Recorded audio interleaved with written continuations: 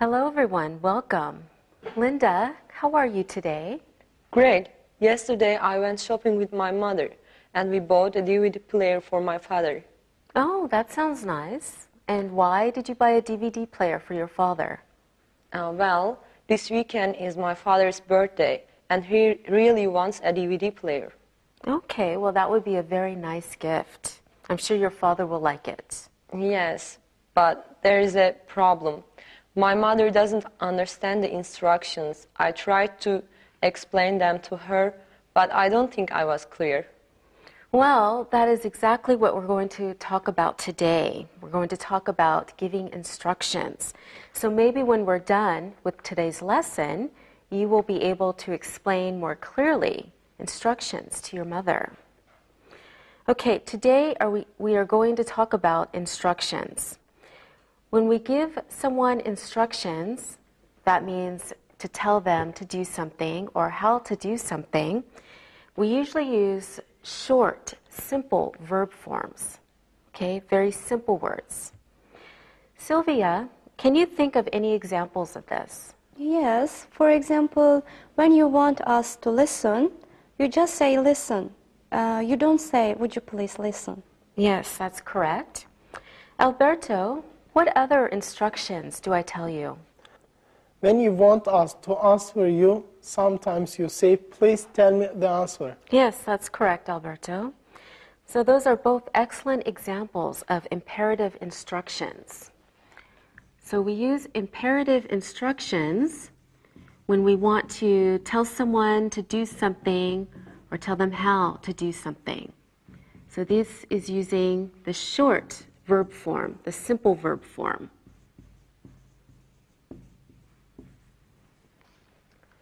Okay, let's look at some common verbs that we use in imperative instructions. Take a look at your screen. The infinitive form of the verb, meaning the simple verb form with to at the beginning. For example, to go. In the imperative form, we drop the to and it's just go. To stop, in the imperative form, is stop. To turn on is turn on. To turn off is turn off. To stand up, stand up. To listen, listen. To close, close. To open, open. To worry, worry. To sit, sit. To be is be. So the imperative form of the verb is the same as the infinitive form, but without the word to in the beginning. Now let's practice. Linda, how do I make a sentence with an imperative? Well, you don't have a subject and you don't change the verb. I want Alberto to stand up, so I say stand up. Good. Stand up is an imperative verb. I want Alberto and Sylvia to stand up, so I also say stand up. Okay, good. So actually the subject is always you, because we say these sentences directly to a person or people, but we don't say you because you as the subject is understood in these imperative verbs. All right, for example, stand up. Alberto, can you give us another example? Yes. Close the door. Good. Close the door. All right, and Sylvia? Sit down. Good. Okay, so for these commands or imperative instructions, we can say stand up, close the door, sit down, and remember the subject is you, so one or more people. Alberto, how do we make negatives? We add the word don't in front of the verb. For example, don't sit here. Very good.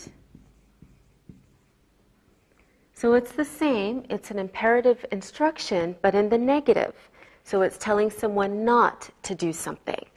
Don't sit here. Good.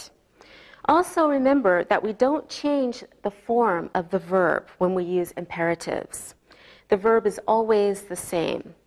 So we always use don't in a negative statement. Now we can add another column to our chart. Take a look at your screen. So with to go, remember our imperative form is go, but our imperative form in the negative is don't go. To stop is stop or don't stop. To turn on or don't turn on. To turn off or don't turn off. To stand up becomes stand up or don't stand up. To listen is listen or don't listen. To close, don't close. To open, don't open. To worry, don't worry. To sit is sit or don't sit. To be becomes be or don't be. Now remember, we don't use a subject when we make an imperative instruction. Also, the verb never changes form when we make a sentence with the imperative form. Now, let's talk about who uses imperatives. Sylvia, who says this sentence? Clean your room. My mother says that. Okay, good. So a mother would say, clean your room. Could be a father too. Do you clean your room when your mother or father says that, Sylvia? Yes, she will get angry if I don't. And my mother doesn't like my room to be messy. All right, very good. Alberto, what about this sentence? Open your book. Who would say this, Alberto? A teacher says that. Okay, good. Yes, a teacher could say, open your book. Okay, Linda, how about this sentence? Take care of yourself. Linda. My friends say that when we say goodbye. Okay, good. Friends. Let's see. Does anyone else say that, Sylvia? A doctor says that when you aren't healthy. Okay, good. A doctor. Excellent. How about Alberto? Anyone else? My parents said that before I left to go to university. All right. Good job. And did you take care of yourself? Sometimes I can't cook like my mother, though I don't think I eat very well. Okay, that sounds normal. How about this sentence, Sylvia?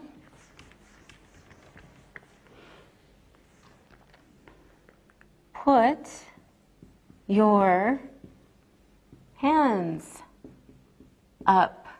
Who would say that, Sylvia? Police say that on the television. Okay. Good, the police say that. Alberto, how about this sentence?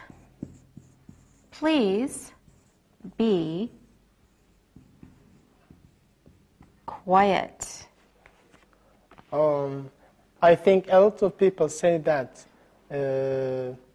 especially at the cinema, when someone is talking during a movie. Okay. Good. People at the cinema. Yes, and my father says that when he is watching television or trying to work. All right, very good. Teachers say that when they are trying to talk their class. When they're trying to teach their class? Okay. Yes, when they're trying to teach. Yes, so many people say that. Those are all good answers. So we can see that we can use imperatives in many different ways. Let's look at some more uses of imperatives. Look again at your screen. All right, we can use imperatives to give orders. So we use this form to tell someone what to do. For example, we can say, "Stop, thief. Sit down. Close the door." Those are all telling someone to do something.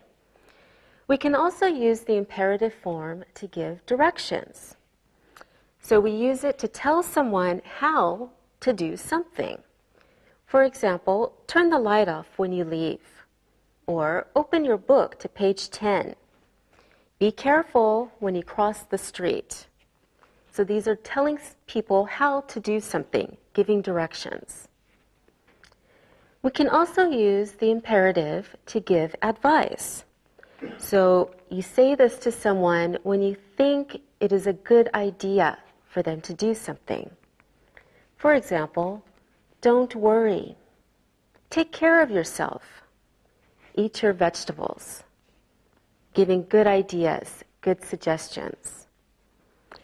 We also use the imperative form for polite requests when you need someone to help you do something. You be polite and clear at the same time, and when you use please, that's extra polite. And it means the same as would you please. It's just a short way, short and clear and polite way to request someone to help you with something. For example, please open the door. Please be quiet. Please close the window. Okay, Sylvia, what do you say if someone steals your bag and escapes? I will say, "Stop, thief!" Good. Linda, what do you say to your friend who is worried about her exams? I will say, don't worry. Very good. Alberto, what do you say when you want people to stop talking? I say shut up. Really? Yeah. Always? No, sometimes. No, please? I say please be quiet. Okay, good job, everyone. Now it's time to look and listen. Look and listen. Sit down. Don't speak loudly. Please close the door. Take care of yourself. Open your notebook. Read and repeat.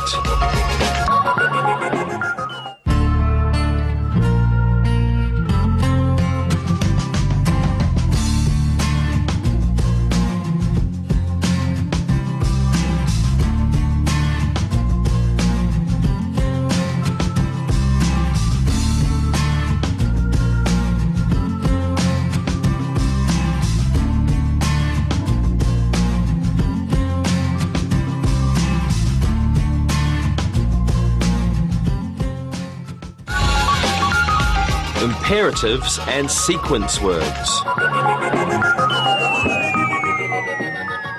Now let's practice using the imperative form correctly. Sylvia, what can I say if I want you to walk to the door? Walk to the door. Good. Alberto, it's your turn. What can I say if I want you to open the door for me? Open the door. Okay. Now, Linda, I want you to walk through the door.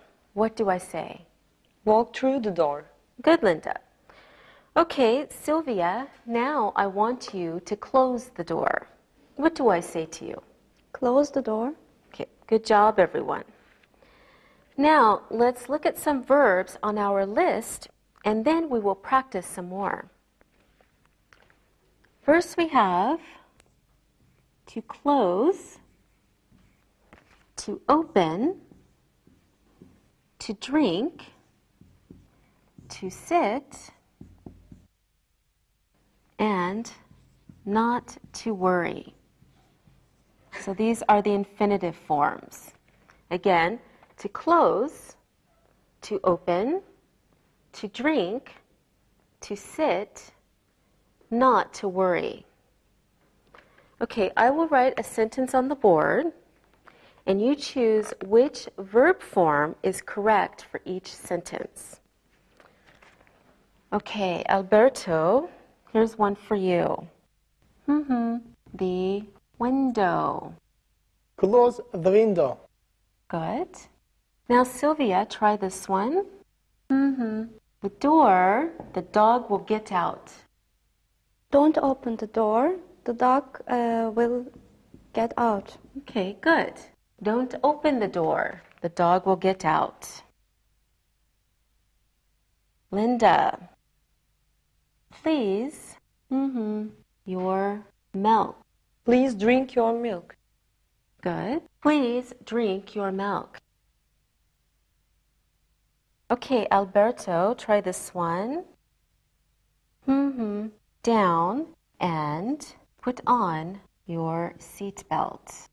Sit down and put on your seatbelt. Good. Sit down and put on your seatbelt. Excellent. Okay, Sylvia, try the last one. About me, I'll be fine. Don't worry about me. I will be fine. Good. Don't worry about me. I will be fine. Great job, everyone. Okay, one common way to use imperatives is to tell someone how to do something. For example, we can talk about a mobile phone, a cell phone. Alberto, can you tell us how to use a mobile phone? Sure. First, turn on the phone. If it's not on, it won't work. Okay. He said, first, turn on the phone. Good idea. Okay, and what else? Then look to see if it has a signal. That means you can make a call. Okay, look to see if it has a signal, meaning a network connection. Next, press the numbers buttons for the number you want to call. Okay, good. Press the numbers buttons. Good. After that, press send button. It's usually green. Okay. Press the send button. Finally, press the end button. When you are finished with the call, it's easy. Okay, thank you. So let's review Alberto's instructions for how to use a mobile phone. So he told us, first, turn on the phone. Then, look to see if it has a signal. He told us, next, press the numbers buttons for the person you want to call. After that, press the send button to make your call. Finally, he said, press the end button. Okay, let's look at these words. First, then, next, after that, finally. Alberto, why did you use these words? I used them to explain what was first and what was last. They tell the order of the instruction. For example, you turn on your phone first. Then you can't press the end button if you don't turn the telephone on first. All right, exactly, Alberto. Very good. Sylvia, can you tell us what sequence word is first?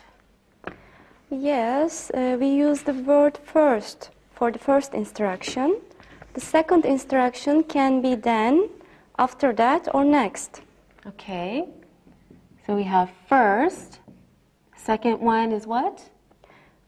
Then, after that, or next.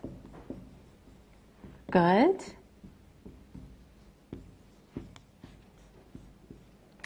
Excellent. What other words can we use, Linda? We can use ordinal numbers like second, third, or fourth. Okay. Good.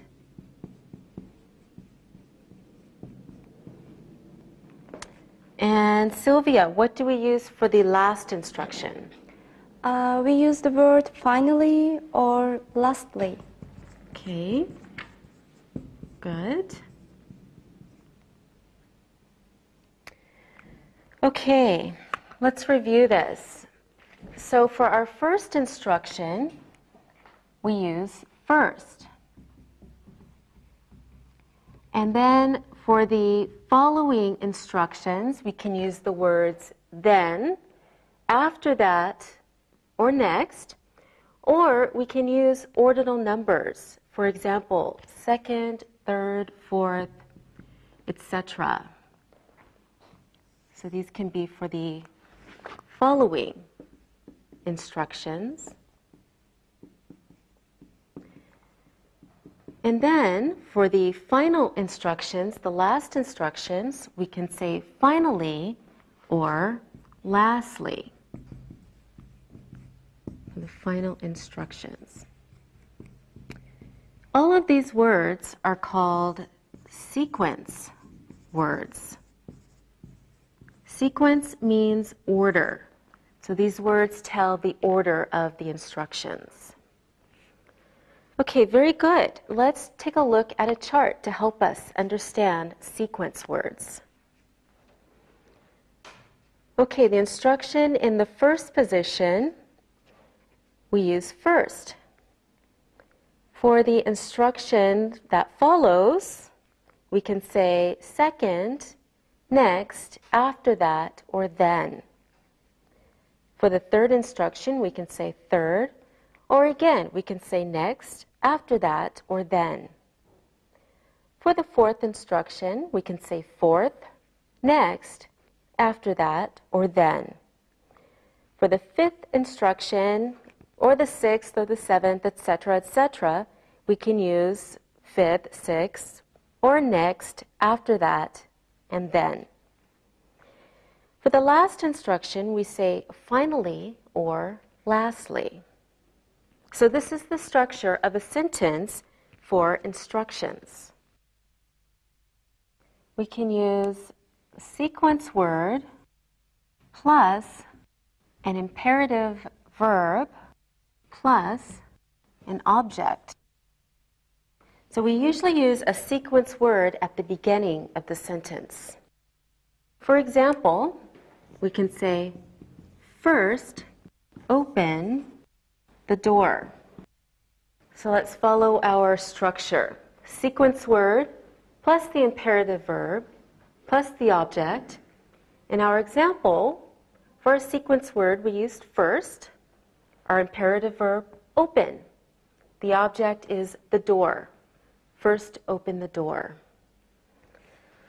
Okay, remember, there is no subject in sentences with imperative verbs because the subject is you and it's implied, it's understood. Okay, let's look at this again.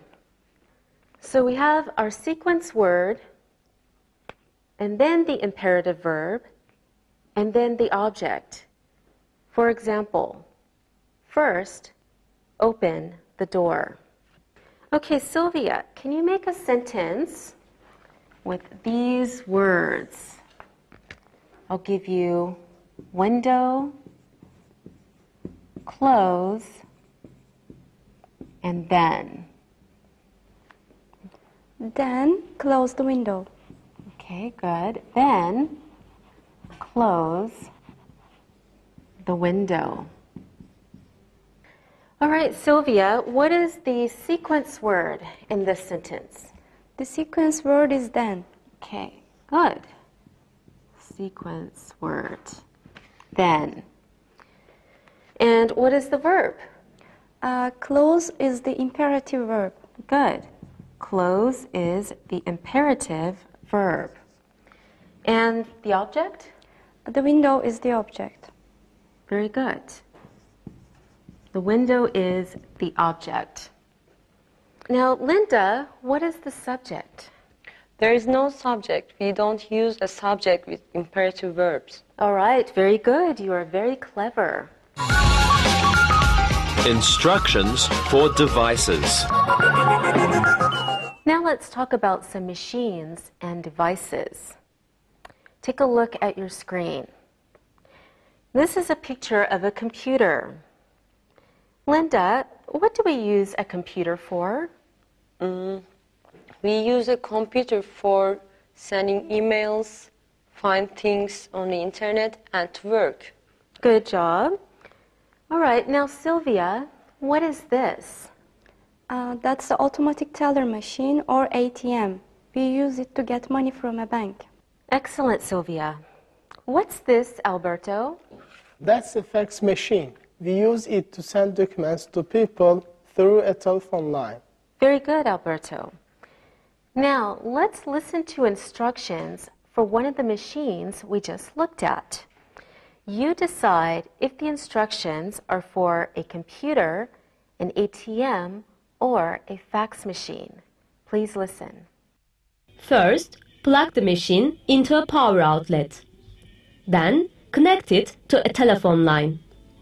Third, turn it on. After that, click on the program you want to use. Next, do your work. Then, save your work.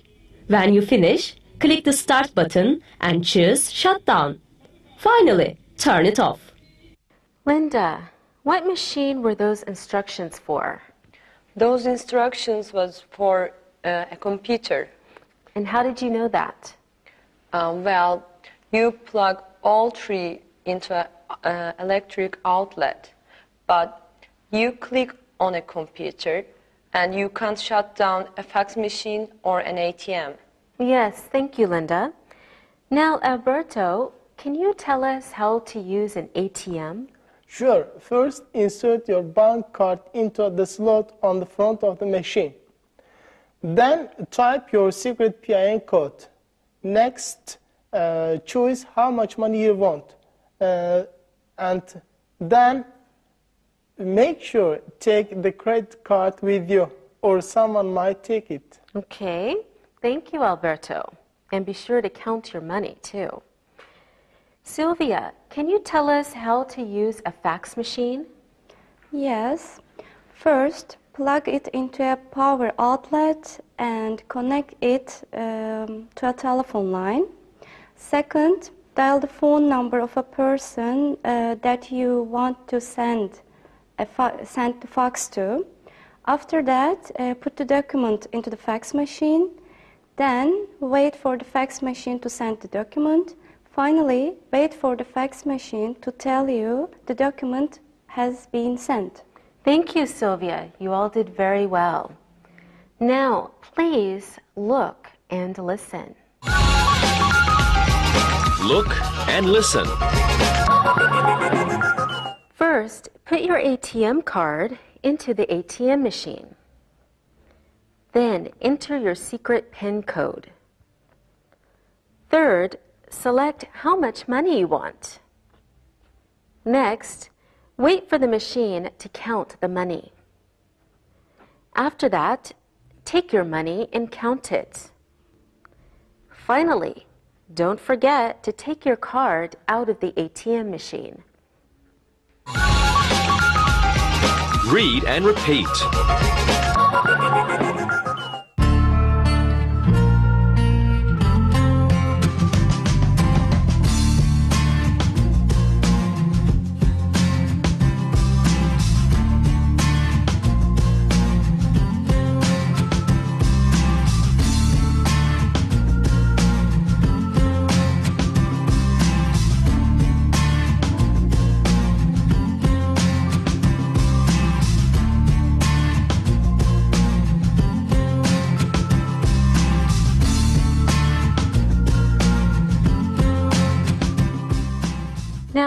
want to talk about how or why we use something like a machine, we usually use for plus your simple verb plus ing or to plus your simple verb. Let's have a look at some examples. We use a television for watching programs. We use a television to watch programs. Have the same meaning. We use a car for traveling from one place to a different place. We use a car to travel from one place to a different place. These sentences have the same meaning. We use a CD player for listening to music. We use a CD player to listen to music. Next examples. We use a fax machine for sending documents to someone, same as we use a fax machine to send documents to someone. Now, let's learn about some more machines and devices. Take a look at some pictures. This is a calculator. Alberto, what do we use a calculator for? We use a calculator to add numbers and do math. Good. Here is a picture of a television. Linda, what do we use a television for? We use a television for watching shows and news programs. It is for entertainment. Yes, Linda. And do you like to watch television? Yes, I do. I like to watch comedy shows. All right, good job. Now, here is a picture of a CD player. Sylvia, what do we use a CD player for? We use a CD player to listen to music. I also use a CD player to practice English. I listen English books and read the words as I listen. Oh, very good idea. Okay, let's look at a picture of a car. Alberto, what do we use a car for? We use a car to go from one place to another. Good. Now, this is a video camera. What do we use a video camera for, Linda?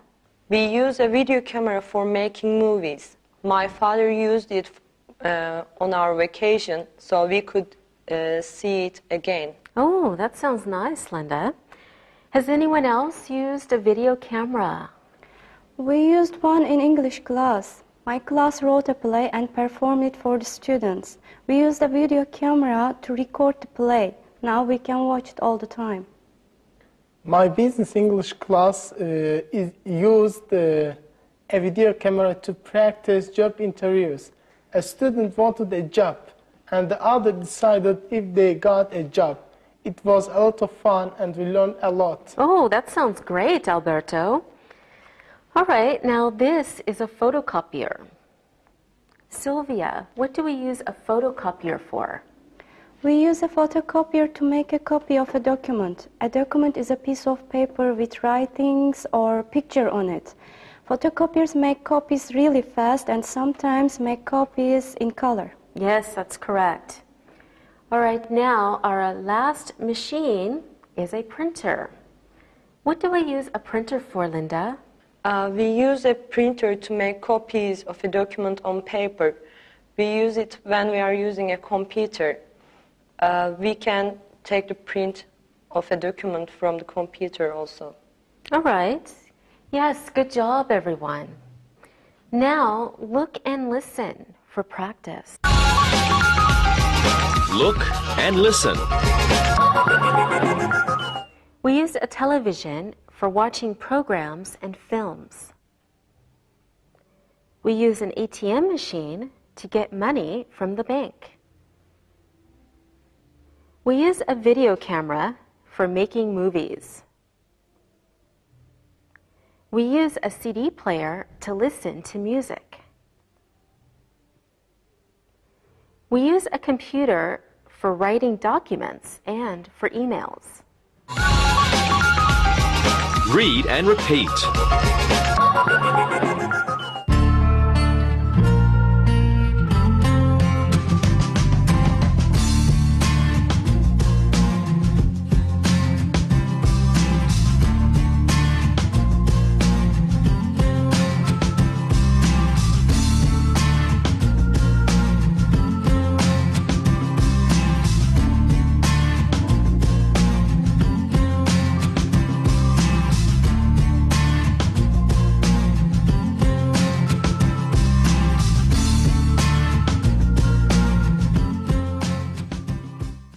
Now think back to the beginning of the lesson. Remember Linda's problem? Well, she wants to tell her mother how to use their new DVD player. Let's try to help her with what we learned today. Linda, what do you want to tell your mother? First, unpack it carefully. First, unpack it carefully. Okay. Now, Linda, what is the next thing? Well, connect DVD player to the television. Sylvia, can you make a sentence for the next instruction? Yes. Second, connect the DVD player to the television. Okay, good. Connect the DVD player to the television. Good idea. Okay, is this helping you, Linda? Yes, very much. Can we do the next instruction? Of course. What's the next thing we need to do with the DVD player? Well, plug it into a power outlet. That's the part of wall that is with electricity. All right. Okay, Alberto, I think it's your turn to make a sentence. Yes, it is.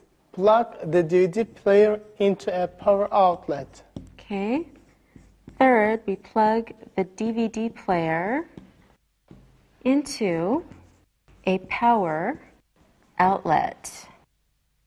Very good. What comes next, Linda? You turn on the DVD. There's a power button on it. Okay, Sylvia, can you make a sentence? Then press the power button on the DVD. All right. Then press the power button on the DVD player. Good. What do you do next, Linda? Well, there is only one thing left to do. You need a DVD to put in the DVD player and watch it. Right. Alberto? Finally, put a DVD into DVD player and watch it. Okay. Finally, put a DVD into the DVD player and watch it. All right, excellent job. Now let's review the instructions for Linda. So first, unpack the DVD player carefully. Second, connect the DVD player to the television. Third, plug the DVD player into a power outlet. Then, press the power button on the DVD player. Finally, put a DVD into the DVD player and watch it. Now, Linda, did you write down the instructions we made for you? Yes, I did. This is very helpful. I'll tell my mother this evening. Thank you very much. You're welcome, Linda. Now, let's practice listening. Listen to the audio program that you'll hear. First, make sure the battery is charged. Second, put in a video cassette. After that, take off the lens cover. Then, turn it on. Finally, press the record button and start recording. All right, can you guess what machine that was, Alberto? Yes. Was it a video camera? Yes, it was. Good guess. Now here's another one. First, make sure it is plugged into a power outlet. Then press the power button and turn it on. Third, select the channel on the remote control. After that, change the volume with the volume button. Finally, sit down and enjoy your program. Sylvia, did you guess the machine this time? Was it a television? Good, yes it was. Now we will practice choosing the correct sequence adverb. Here are instructions for using a photocopier. You choose the correct order and insert a sequence adverb. Okay, please follow along on your screen and fill in the gaps. Put the paper you want copied on the glass. Close the top. Take your copies. Don't forget to take the original.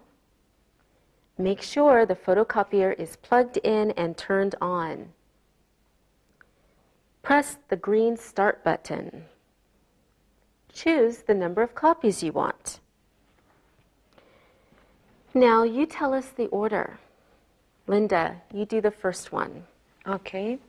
First, make sure that photocopier is plugged and turned on. First, make sure the photocopier is plugged in and turned on. Good. Now, Alberto? Second, put the paper you want copied on the glass. Second, put the paper you want copied on the glass. Okay, Sylvia? Then close the top. Then close the top. All right, Linda? After that, enter the numbers of copies that you want. After that, enter the number of copies you want. Good. Alberto? Next, press the green Start button. Next, press the green Start button. Okay, Sylvia? Then take your copies. All right, then take your copies. Good. Now, Linda? Finally, don't forget to take the original one. Okay. Finally, don't forget to take the original. Good job, everyone. Excellent. Now, listen and write. Listen and write. Now it's time to listen and write. Listen and write these sentences. We use a CD player to listen to music. What do you use a television for? First, put the paper into the fax machine. Finally, don't forget to take your card out of the ATM machine. First, make sure that the machine is plugged in. Close the window. It is very cold today. What do we use a calculator for? Stop, thief. We use a video camera for making movies. After that, click on the program you want to use. Now, check your work. We use a CD player to listen to music. What do you use a television for?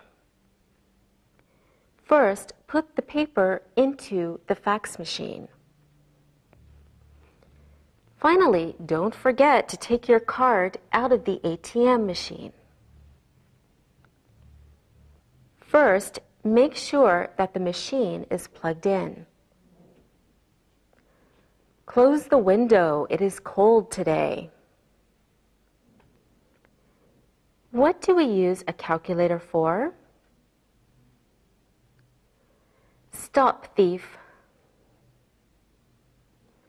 We use a video camera for making movies. After that, click on the program you want to use. Now, read the following story and answer the questions about it.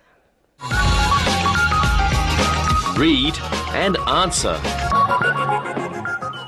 Dear Megan, your father and I will be gone for 2 weeks, and you will take care of the house. You're 18 years old now, and your father and I feel that you are ready for this responsibility. There are many things for you to do. First, walk the dog.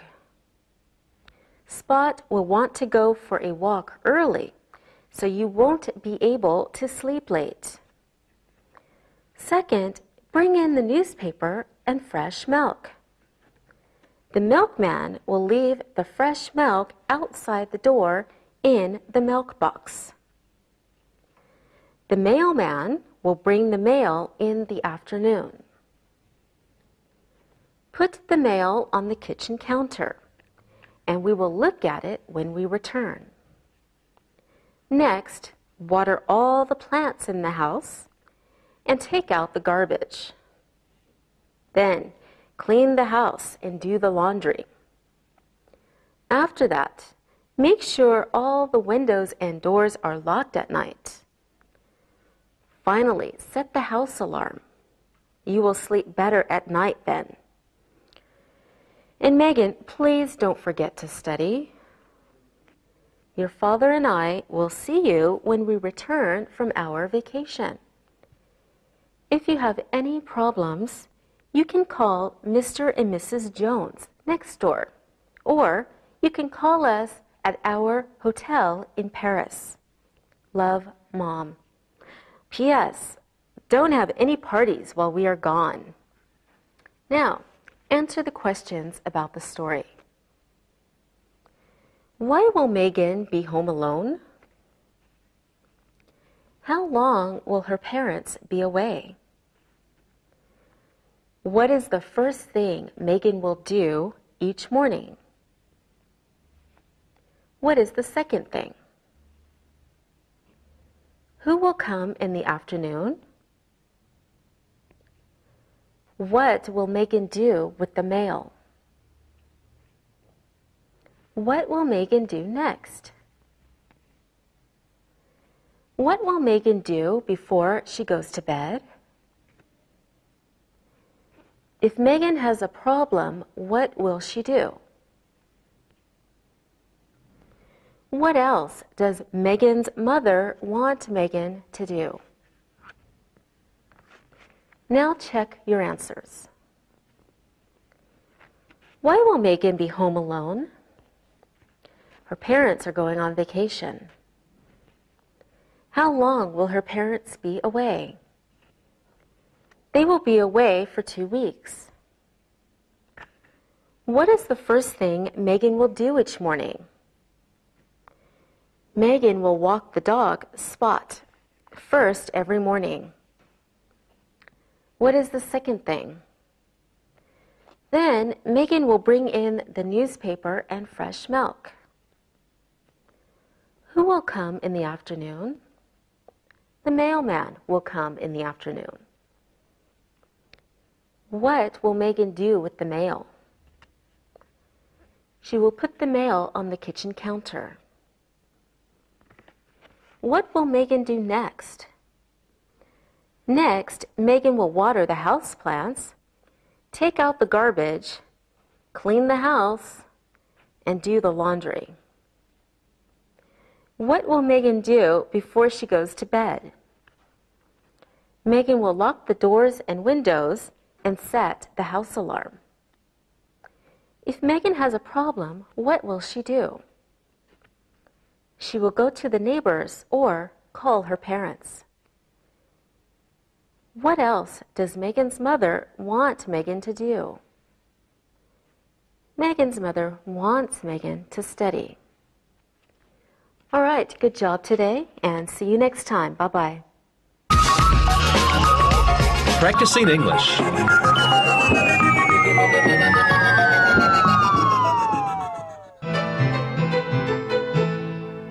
Thanks for coming with me to buy the DVD player, guys. Yeah, it's no problem. I love technology, especially technology like this. This is so technological. Yeah, I love checking out the latest and greatest. My dad got this new TV for us last month, but this DVD player will make it better. Does your dad like watching movies? Yes, very much. How hard is it to connect one of these to a TV? No, it's not very hard. Just a couple of wires, I think.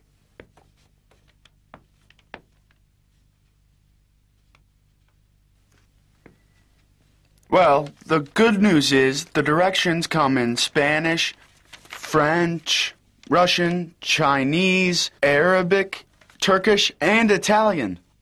What about English? Is it in the back? Why don't you have a look? Ah, here we go. So, take the DVD player out of the box carefully. Okay. Okay. Next, unwrap the plastic and take out the cord. Mm-hmm. Okay. After that, plug the black plug into the back of the television. Yep. This is going okay so far. Don't you think we should unplug the television first? Ah, good idea.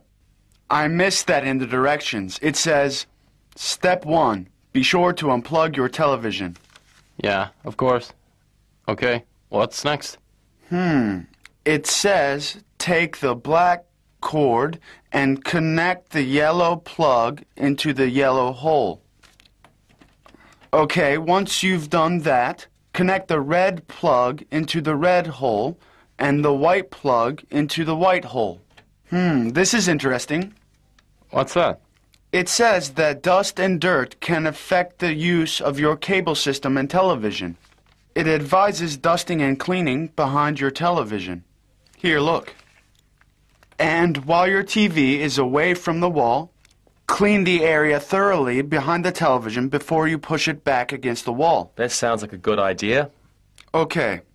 Now that we have cleaned behind the TV, it says try a DVD in the player and see if it works. Are there directions for that? Yes. It says press the open button and place a DVD in the space provided.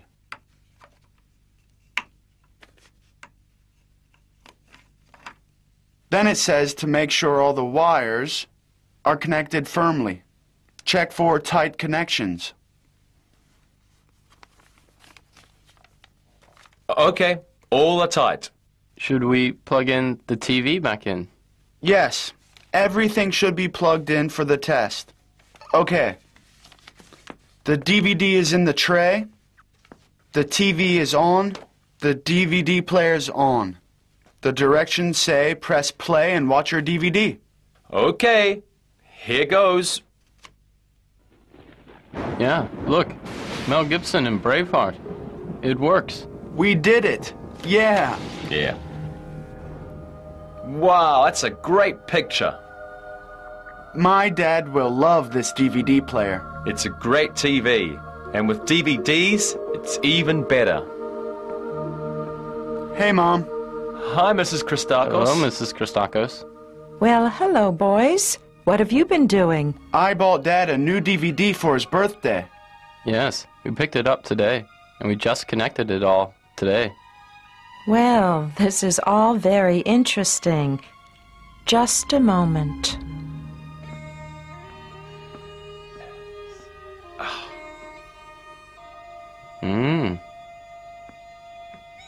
Look! I bought the very same DVD player yesterday. Oh, no. I can't believe it. Yes, we had the same idea for your father's birthday. Well, Mom, you know that TV in my room just has cable. I'd be happy to take that extra DVD player off your hands. Alexei, we'll see about that. Well, there is one good thing. What's that? If you keep them both, you won't have any trouble hooking the second one up. We just did one, and it's easy.